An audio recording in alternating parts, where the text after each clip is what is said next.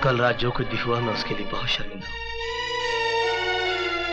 दरअसल कल मैं अपने अतीत के उस टूटे हुए मंदिर में चला गया था जहां कभी मैं किसी पूजा की पूजा किया करता था। तुम्हारा अतीत, मेरा आज और मेरा मुस्तकबिल दोनों बिगाड़ देगा। तुम एक मैकेनिक थे ना?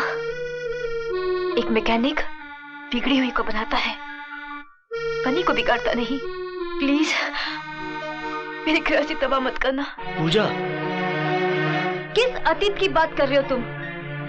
मुझे देखकर तुम्हें तुम्हारा अतीत याद आया? मेरी मांग का सिंदूर और ये गले का मंगलसूत्र, ये क्यों नहीं नजर आया तुम्हें? तुम ये क्यों भूल गए कि अब मैं तुम्हारी पूजा नहीं बल्कि किसी की पत्नी हूं? कल रात जो कुछ भी हुआ वो तुम्हारी ख्वाहिश थी। तुम्हारे अंदर आज भी मुझे पाने की हसरत जिंदा है।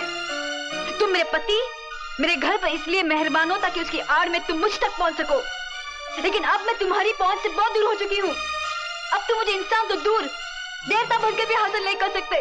कभी नहीं, किसी भी जन्म में नहीं, किसी भी जन्म में नहीं, किसी भी जन्म में नहीं।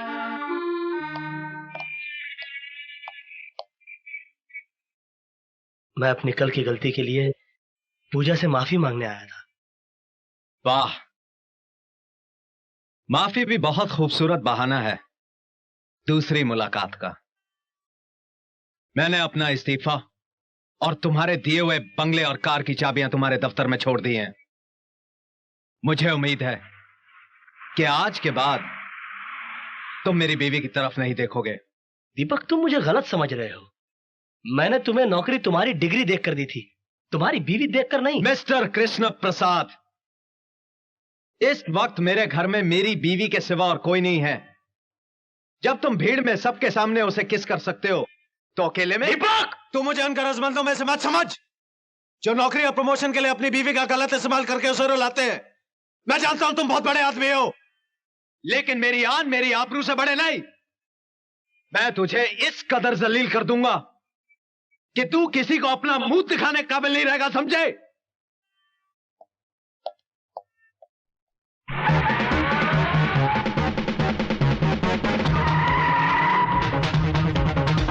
तुम मेरे पति, मेरे घर पर इसलिए मेहरबान हो ताकि उसकी आड़ में तुम मुझ तक पहुंच सको। तुम्हारे अंदर आज भी मुझे पानी की हसरत जिंदा है, आज भी मुझे पानी की हसरत जिंदा है, आज भी मुझे पानी की हसरत जिंदा है। तू मुझे उन गरजमंदों में से मत समझ। मुंह दिखाने काबिल नहीं रहेगा, समझे? मुंह दिखाने काबिल नहीं रहेगा, समझे? मुंह दिखाने काबिल नहीं रहेगा, समझे?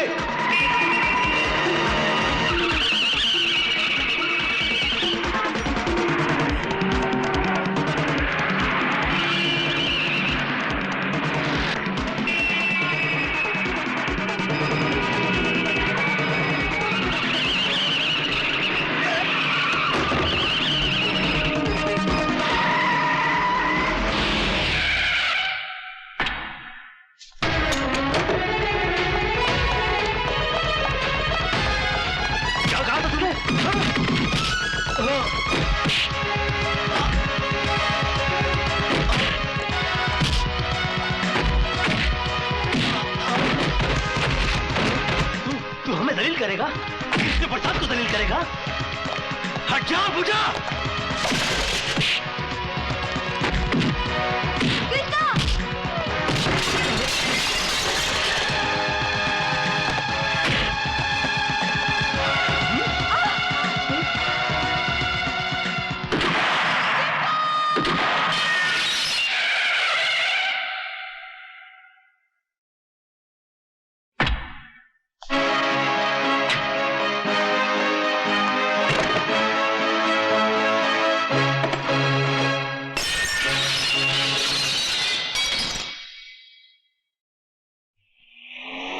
बस बस बस बस यही है।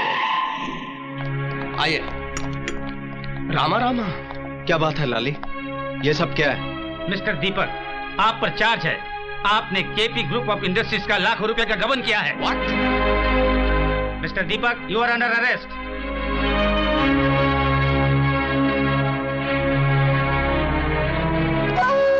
हुजूर, आपने जैसा मुझसे कहा था मैंने वैसा कर दिया। दीपक को जेल भिजवा दिया। रामा रामा। हुजूर, आपसे एक बात कहना तो मैं भूल ही गया। उस दिन पार्टी वाले दिन दीपक की पत्नी मेल देखने आई थी, आपके चैम्बर में घुसकर अपनी तस्वीरें देख रही थी। मैं अचानक वहां पर पहुंच गया। मुझे देखते ही उसके चेहरे का रंग बदल गया। मैं समझ गया कि आपने मेरी जगह दीपक को क्यों दी थी। रामा रामा।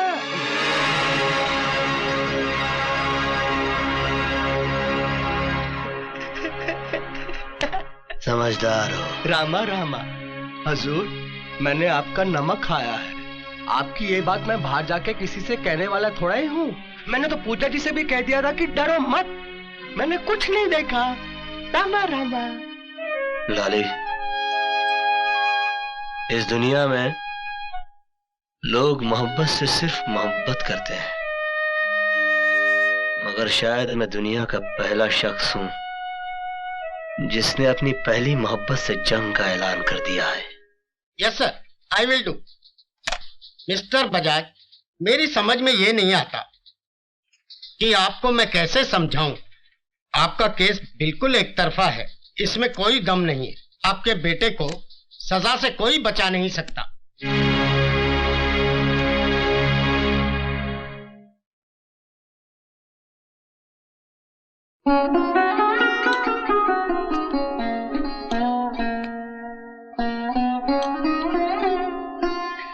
बाबूजी, बाबूजी। रो मत मेरे बच्चों, नसीब जब बिन मांगे कुछ देता है, बिना पूछे छीन भी लेता है। कृष्ण प्रसाद ने हमें जो कुछ दिया था वो ब्याज के साथ वसूल कर लिया। अब तुम ही बताओ कि जिस बच्चे ने चोरी से मां का दूध तक नहीं पिया, उस पर लाखों के फ्रॉड का इल्जाम लगा दिया गया। बाबूजी, आपने कोर्ट में अपील की? कहां अपील करूं बेटी, मुझे तो ऐसा लग रहा है कि यह कायदे कानून हम गरीबों को इंसाफ दिलाने के लिए नहीं, बल्कि अमीरों की सहूलियत के लिए हैं। कोई वकील मेरा केस लड़ने को तैयार ही नहीं है। अरे मैं तो थक गया कानून को दुहाई देते देते। आज ही मैं उस टाइकून कृष्ण प्रसाद से जाके पूछूंगा कि हमें जलील करने के लिए तुम इतने मेहरबान हुए थे हम पे। केपी साहब, मैं आपसे अपने बेटे की रिहाई की भीख मांगने आया हूं।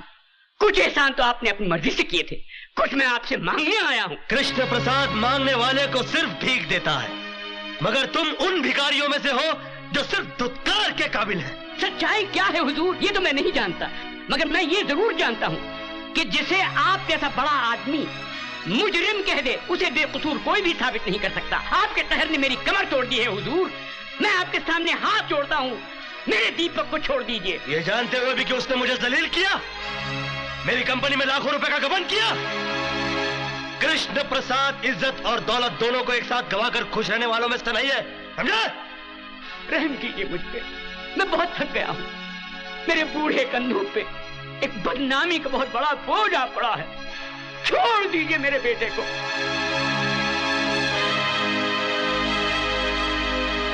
ठीक है, मैं तुम्हारे बेटे को छोड़ देता हूं, तुम अपनी बहू को मेरे पास भेज दो। कृष्ण प्रसाद, चलिए। ये किसी गरीब की गर्दन नहीं है, एक टाइकून का गिरेबान है। उड़ा के बाहर फेंक दो इन्हें। कमीने! पहले मेरे बेटे को फंसा दिया, अब मुझसे मेरी बहू मांगता है। अबे मैं तो तुझे देवता समझता था और तू निकला सिर्फ एक आदमी, और वो भी एक नीच और गिरा हुआ आदमी। मिट जाएगा तू, बर्बाद हो जाएगा तू। लोग थूकेंगे तेरे इतिहास पर और लानत भेजेंगे तेरी हस्ती पर। ये मेरी बद्दुआ है तेरे लिए, समझे? ये मेरा श्राप है तुझे, कृष्ण प्रसाद।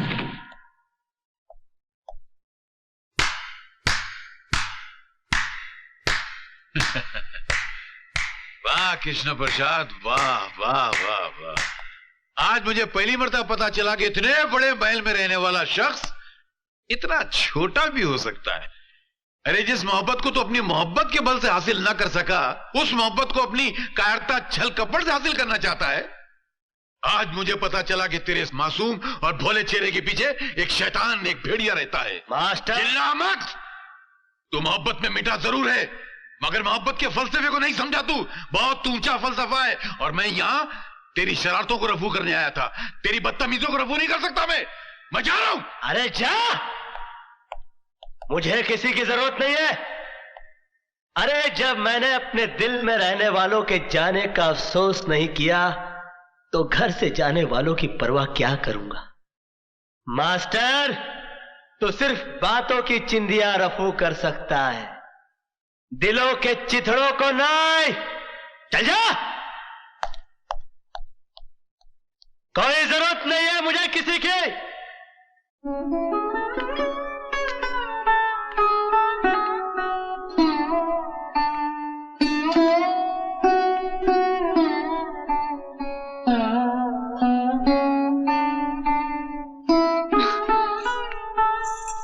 बाबूजी, क्या कहा कृष्ण प्रसाद ने? अरे कहेगा क्या, वो खुद दीपक को छुड़ाएगा।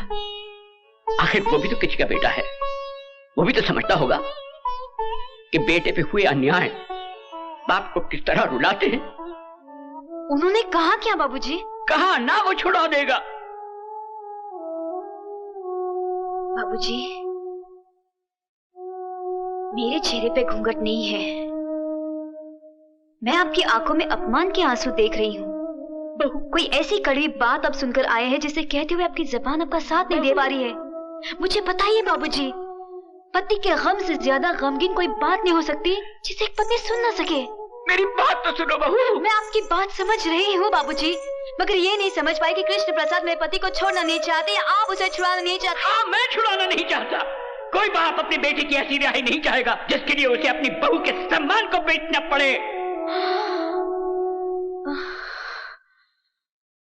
बस बाबूजी, मुझे कृष्ण प्रसाद का संदेशा मिल गया। कृष्ण प्रसाद ने आपके बेटे की रिहाई के लिए बहू की जमानत मांगी है ना? नहीं बहू, तुम चौखट के बाहर कदम नहीं रखोगी। मेरा पति जेल में है बाबूजी, मैं मर्यादा के दायरे में खड़ी होकर अपने पति पे अत्याचार होते देख नहीं सकती। नहीं देख सकती, मैं नहीं देख सकती। बहू, बहू,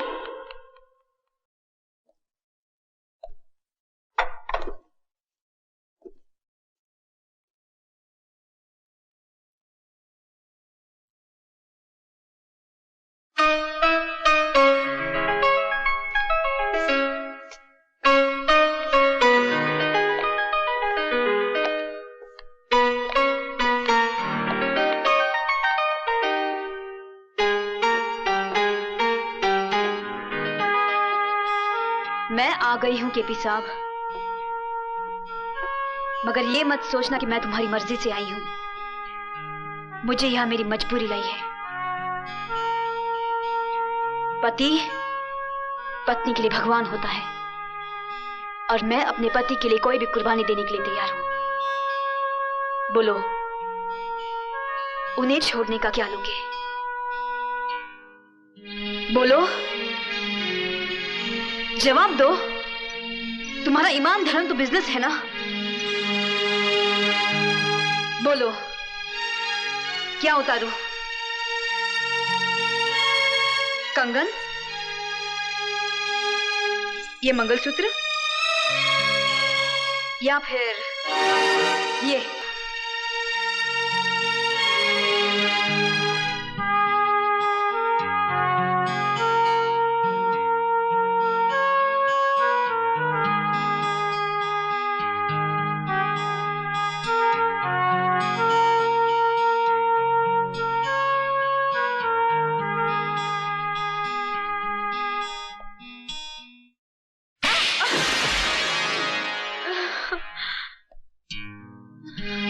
तुम क्या समझती हो, मुझे तुम्हारे जिस्म की जरूरत है? तुम्हारे शरीर की भूख है मुझे?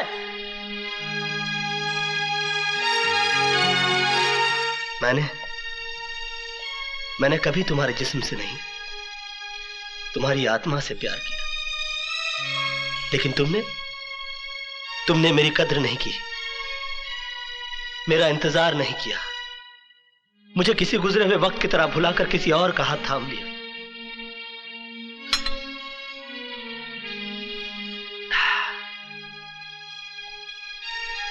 प्यार हम दोनों ने किया, मगर तड़पना सिर्फ मेरे नसीब में आया।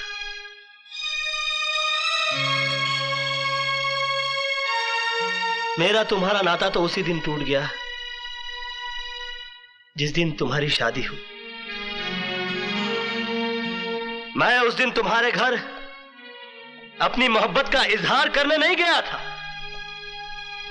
अपने दर्द, अपनी तड़प का हिसाब मांगने के लिए नहीं गया था, बल्कि उस रात पार्टी में हुई इस गलती की माफी मांगने के लिए गया था जो तुम्हारे जुदाई, तुम्हारे सोग में चोट खाए मेरे दिल के हाथों हो गई। लेकिन तुमने मेरे जज्बात को नहीं समझा, मुझे कोई गिरा हुआ या घटिया आदमी समझकर धिक्कार दिया। मैंने तुम्हारे साथ जो भी किया वो बदला लेने के लिए नहीं किया, बल्कि तुम्हें इस बात का एहसास दिलाने के लिए किया कि तुम जो सोच रहे हो वैसा नहीं है। मेरे मन में कोई खोट, कोई पाप नहीं है।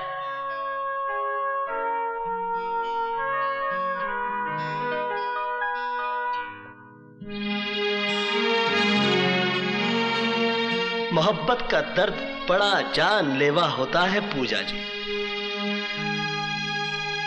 मैंने तो तुम्हें माफ किया, मगर दोबारा कभी इंसान का जन्म मिले तो मोहब्बत जरा सोच समझ कर कीजिएगा।